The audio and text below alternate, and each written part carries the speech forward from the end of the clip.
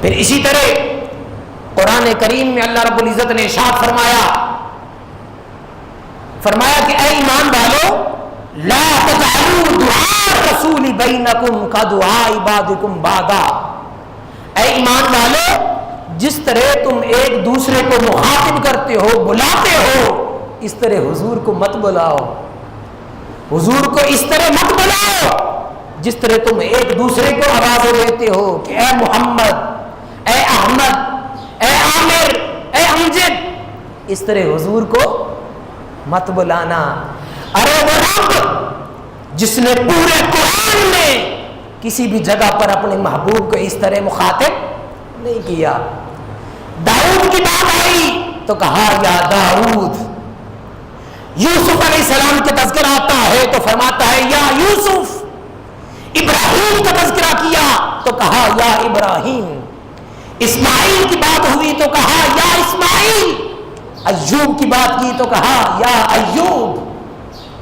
کسی بھی جگہ پر رب نے انبیاء کا نام لیا مگر ان کے نام لے کر، مگر قرآن جائیے 30 پاروں میں قرآن کریم میں کہیں بھی حضور کو نام لے کر مخاطب نہیں کیا۔ حضور کو جب بھی بلایا لقب کے ساتھ بلایا۔ کبھی اللہ پاک فرماتا ہے یا ایھا المزمل، کبھی فرماتا ہے یا ایھا المدثر، کبھی فرماتا ہے طٰہٰ، کبھی فرماتا ہے یاسین۔